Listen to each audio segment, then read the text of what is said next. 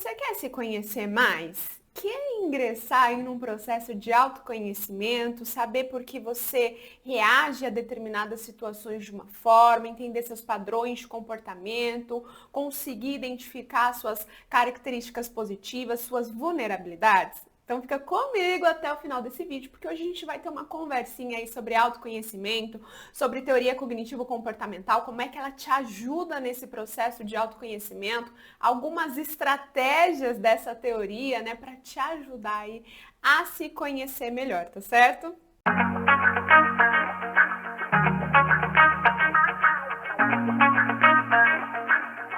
Bom, sou Gabriele, psicóloga, eu ajudo pessoas, né? O meu trabalho aí é ajudar pessoas, o foco principal do meu trabalho é ajudar pessoas a superarem a ansiedade social. Então, quem me acompanha há um tempo sabe o quanto eu falo sobre isso, né? Aqui e lá no meu Instagram, tá bom? Mas hoje tô sem inscrito, tô sem nada aqui, porque eu quero ter uma conversa com vocês, né? Porque eu quero falar um pouquinho com vocês sobre autoconhecimento. Eu recebo perguntas lá no meu direct, né, sobre, Gabriele, como eu me conheço melhor, né? E eu passo aí algumas direções e a pessoa acaba falando, mas eu não consigo, né? Eu não consigo entrar em contato comigo mesmo. Então hoje eu vou trazer um pouquinho aí desse assunto para vocês, tá?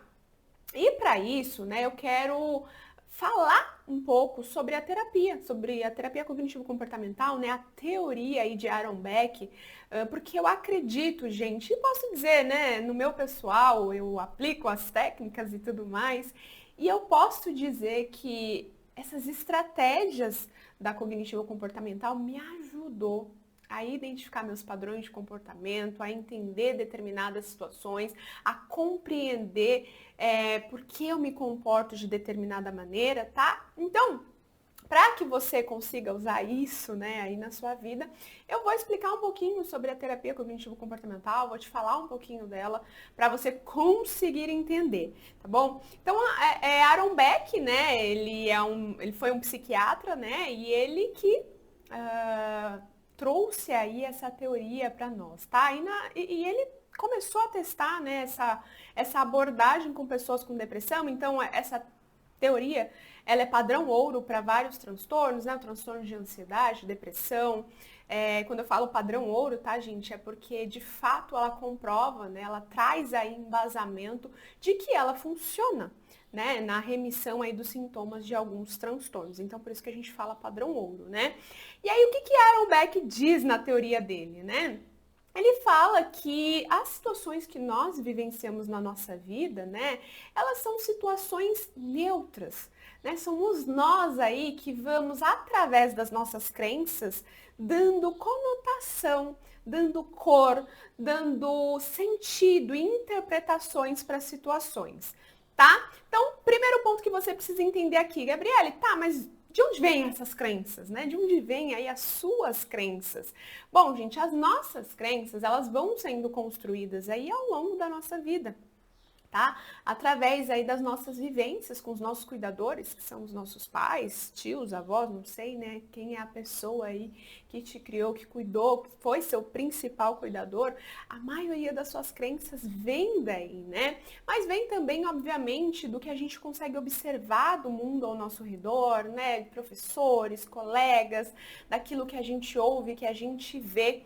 Isso tudo vai construindo quem nós somos hoje.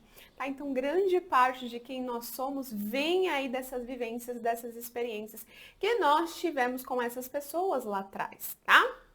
Dado isso, né, compreendido isso, eu preciso te explicar que nós temos, né, 3 níveis de crença aí, segundo a terapia cognitivo-comportamental, né? Então, ali são os pensamentos automáticos, né, que é o nosso nível mais na superfície, digamos assim, né? Tá ali no mar, tá ali à vista, né? Pensa em um iceberg e pensa que é a ponta do iceberg, são os nossos pensamentos automáticos. Gabriele, o que são pensamentos automáticos? São esses pensamentos que nós temos ao longo do nosso dia. Então, eu estou ali no meu trabalho, preenchendo uma planilha e eu tenho uma dificuldade ao preencher essa planilha e eu começo a pensar, nossa, como eu sou incompetente, como é que eu não consigo preencher essa planilha? Como é que eu não consigo fazer isso de uma forma mais fácil? Por que é que eu tenho tanta dificuldade? Percebe vários pensamentos aí, rápidos, espontâneos, né? Que às vezes são vários que a gente não consegue nem assimilá-los. Esses são os pensamentos automáticos, o nível raso aí, né? A ponta do iceberg aí das nossas crenças, tá? Um segundo nível são as crenças intermediárias. Aquilo ali, o meinho ali do iceberg que fica escondido debaixo d'água, né? Mas estão ali, né? São as nossas regras, né? Tudo que é regra. Então, por exemplo, talvez diante desse preenchimento dessa planilha que você não consegue fazer, a sua regra seja, se eu não consigo preencher essa planilha, logo eu sou incompetente. Né? Eu tenho que conseguir preencher essa planilha, porque senão eu sou burro. Sabe? Então são regras, né? Que você começa a estipular para si e que, de certa forma, às vezes você não flexibiliza isso, né? Então, por exemplo, eu tenho que acordar às 5 da manhã todos os dias, caso contrário, significa que eu não sou uma pessoa esforçada. Percebe? A rigidez é uma regra, tá? Então, segundo nível, né? E o terceiro nível, que é lá no fundo do mar, né? O iceberg ali, onde a maior parte dele que fica escondida, né? Lembramos aí do Titanic, quando mostrou, o filme mostrou lá embaixo, era gigante, né? Aquele gelo todo. Então, o que tá lá, escondido, né? A raiz aí da sua árvore, se a gente for colocar os níveis de crença no modelo de árvore, é a raiz da sua árvore, são as crenças centrais, é aquilo que fica mais impregnado, né? Então, tudo que vier com eu sou alguma coisa, fique atento, porque pode ser uma crença central aí. Então, eu sou burro, eu sou incompetente, eu sou incapaz, eu não sou digno de ser amado, eu sou uma pessoa ruim. Percebe? Tudo isso, crenças centrais. São os nossos 3 níveis aí. Então, é isso que vai determinar a maneira como você enxerga as situações. Por isso que ele diz que a situação, ela é neutra, né? Ela não tem sentido, digamos assim, sou eu, Gabriele, é você que está aí do outro lado que vai dar um sentido a ela. Por isso que às vezes eu e você estamos na mesma situação, por exemplo, e eu interpreto de uma forma e você de outra. Porque eu tenho as minhas crenças e você tem as suas. Então, um exemplo que eu sempre dou, né, para os meus pacientes, quando eu estou fazendo a psicoeducação com eles, é, digamos que você está numa rua aí, deserta, está voltando do seu trabalho, tá? E aí, ao voltar da rua, você ouve um barulho atrás de você. Você já fica um pouco ansioso, um pouco ansiosa, agitado, e aí o seu primeiro pensamento é, vou ser assaltado. Tem alguém atrás de mim que vai me fazer algum mal. Você acha que você vai ficar mais ansioso, menos ansioso? Possivelmente você vai ficar mais ansioso, com medo, né? E talvez o seu comportamento seja correr, pedir socorro, não sei, né? Alguma coisa do tipo. Agora, digamos que eu estou voltando do trabalho à noite na rua e ouço o mesmo barulho. E aí eu penso, nossa, será que é algum bicho? Eu posso até ficar ansiosa, dependendo do bicho, né? Se for uma barata, eu vou ficar muito ansiosa, por exemplo. Mas o que eu tô querendo dizer é, se eu penso que é um bicho, possivelmente talvez eu fique ansiosa, com medo, né? Mas vamos colocar que eu pensei, poxa, será que é um cachorro abandonado? Você acha que eu vou ficar menos ou mais ansiosa que você? Bem menos, né? E talvez o meu comportamento não seja correr, gritar, pedir socorro, seja olhar. Deixa eu olhar para trás e ver o que é. Percebe que a forma com que eu interpretei, pensei ali sobre aquela situação, mudou o meu comportamento e até mesmo, né, o que eu senti diante da situação. Então, por isso que ele diz que a situação ela é neutra, somos nós que vamos dando tonalidades, que vamos dando cores para as situações, tá? Por conta das nossas crenças, né? Então, quando eu recebo perguntas sobre autoconhecimento, né, eu falo para a pessoa, começa a se questionar. Questiona seus pensamentos, questiona suas vontades, questiona suas vulnerabilidades, né? Porque a partir do questionamento é que você vai reconhecendo quem você vai identificando esses pensamentos que passam aí a todo momento na sua cabeça. Tá? E isso, gente, é o que faz parte do autoconhecimento, né? Então, na terapia cognitivo-comportamental, por exemplo, quando a gente começa as sessões, eu começo ensinando o paciente a identificar esses pensamentos. Então, ele me conta uma situação, eu falo, ok, o que é que você pensou sobre essa situação? Quais foram os pensamentos que rondaram a sua cabeça aí quando você estava nessa situação? Muitas vezes eles não sabem responder porque a gente não entra em contato. Então, isso, gente, já é parte do autoconhecimento. Quando eu paro diante de uma situação que eu estou me sentindo incapaz, que eu estou com raiva, que eu estou me sentindo ansioso ou ansiosa, e eu questiono o que é que está passando na minha cabeça.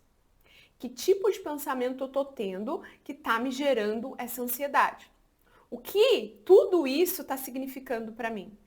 Eu já estou permitindo esse autoconhecimento, eu já começo o processo de autoconhecimento. Você vai ver que no início é muito difícil, você fala, não sei, não estava pensando em nada, do nada eu fiquei ansioso, com raiva. Mas com a prática você vai identificando, você vai reconhecendo. E quando você começa a questionar esses pensamentos, você consegue perceber vários dos seus comportamentos.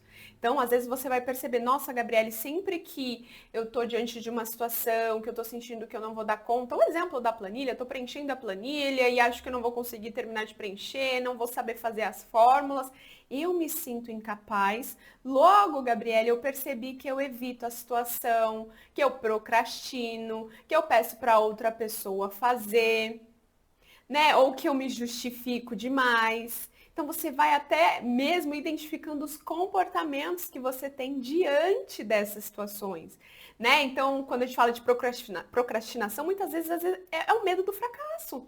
Eu tô ali fazendo algo, né? Só que eu falo, eu acho que eu não vou dar conta. Eu vou deixar para fazer amanhã. Será que é porque tô cansada? Aí a gente dá desculpa, não vou fazer amanhã porque eu tô cansado, ou vou fazer amanhã porque eu tenho tantas outras coisas para fazer. Será mesmo? Ou será que é o medo de não conseguir fazer? E aí eu procrastino. Percebe? A gente se engana a todo momento. Então, quando eu começo a questionar esses pensamentos automáticos, que é ali o meu primeiro nível de crença, né? Eu já começo a me conhecer, eu já começo a me compreender melhor, né? Então isso vai te ajudar. E no caso, vou trazer um pouquinho aí para o nicho que eu trabalho, né? Na ansiedade social. Quando você questiona os seus pensamentos, você consegue compreender porque é que você está com medo de ir lá e socializar. Poxa, eu estou com medo de ir lá e gaguejar. E aí as pessoas vão rir de mim. Eu não quero que as pessoas riam de mim.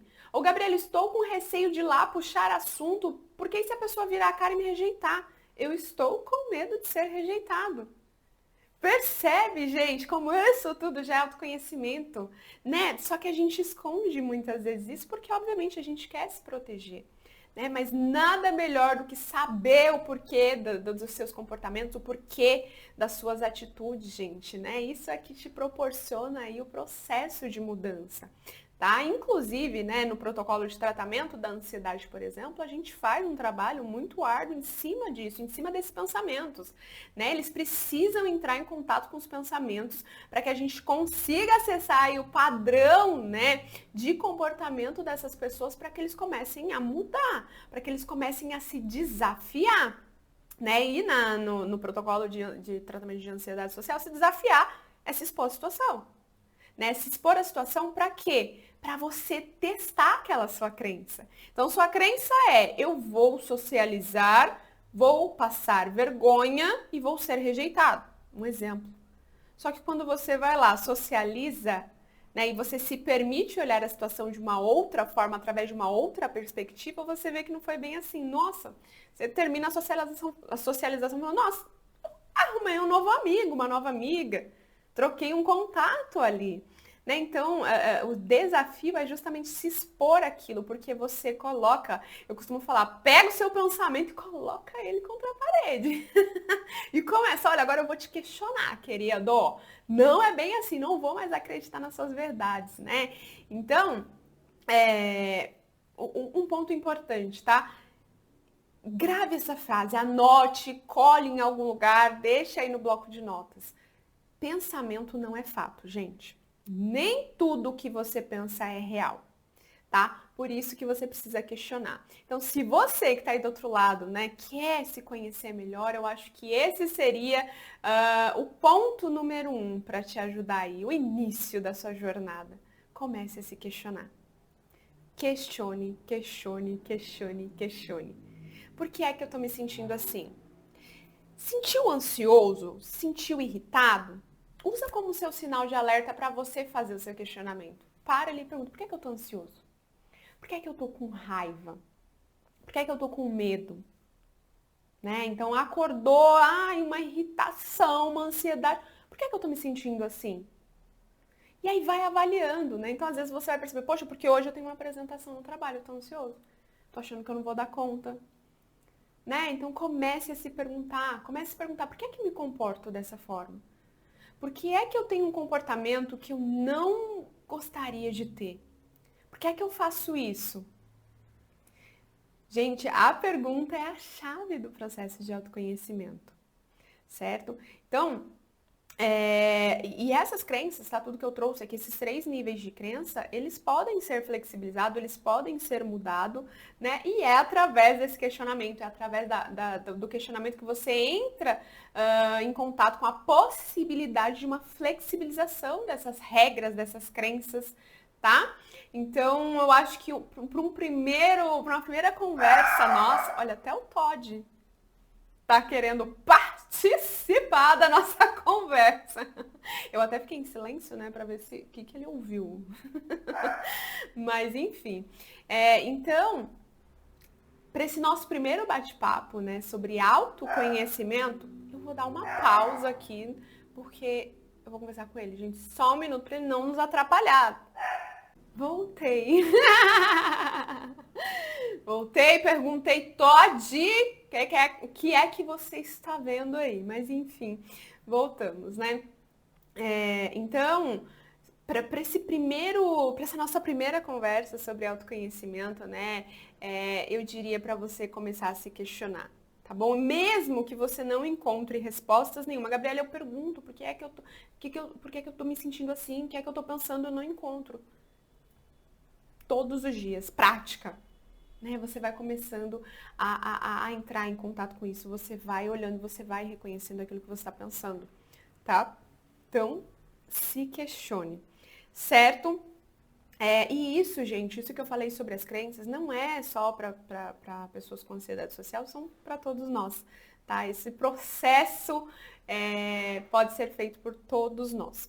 Certo, gente? Então é isso. Até o próximo vídeo. Espero que tenha te ajudado aí. Tchau, tchau.